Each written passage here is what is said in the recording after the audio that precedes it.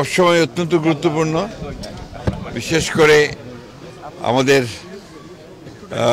হযরত শাহজালাল হুজুরের যে এখানে দরগা শরীফ, হযরত শাহপুরানের এখানে মাজার, আমাদের দলের নেত্রী দেশনেত্রী বেগম খালেদা জিয়া সবসময় সেটাতে আসলেই তিনি আগে দরগা জিয়ারত করতেন।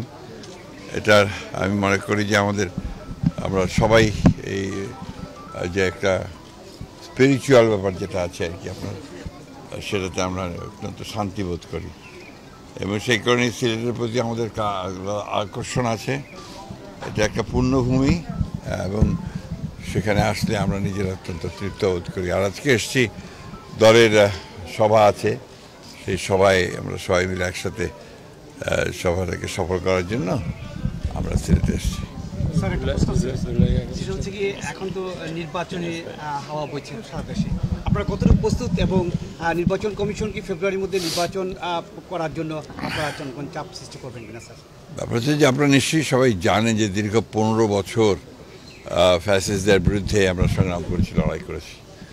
আমাদের প্রায় 60 লক্ষ নেতাকর্মীদের বিরুদ্ধে মিথ্যা মামলা হয়েছে, আমাদের কয়েক হাজার নেতাকর্মীকে হত্যা করা হয়েছে, আমাদের প্রায় 1700-এর উপরে মানুষকে গুম করা হয়েছে। সেখানে আমাদের সিলেটের অত্যন্ত সাহসী নেতা ইলিয়াস আলীও গুম হয়েছেন এবং তারপরে 24 জুলাই আগস্টে ছাত্র জনতার অভ্যুত্থানের মধ্য দিয়ে ফ্যাসিস্ট হাসিনা সরকারের পতন হয়েছে।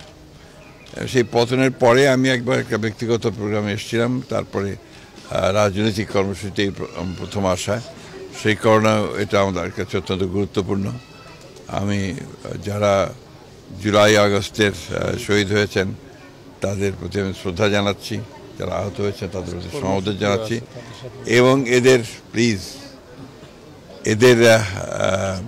15 বছরে যারা অনেকেই শহীদ হয়েছেন, আহত হয়েছেন, সকলের প্রতি আমার পক্ষ থেকে, দলের পক্ষ থেকে, দেশের বেগম খালেদা জিয়ার পক্ষ থেকে এবং আমাদের নেতা তারেক রহমানের পক্ষ থেকে তাদের প্রতি আমাদের শ্রদ্ধা, সম্মান এবং আমরা আমাদের সহানুভূতি জ্ঞাপন করছি।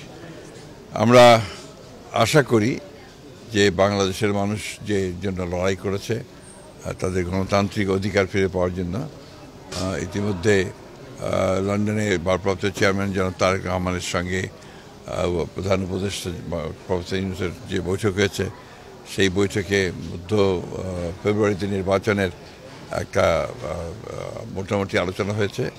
আমরা সবাই আশাবাদী যে এই নির্বাচনের মধ্য দিয়ে দেশ জাতি গণতন্ত্রে ফিরে যাবে এবং জনগণের যে গণতান্ত্রিক অধিকার সেটা প্রতিষ্ঠিত হবে এবং যেটাকে আমরা বলি যে রাইট ট্র্যাকে দেশ উঠবে বলে আমরা বিশ্বাস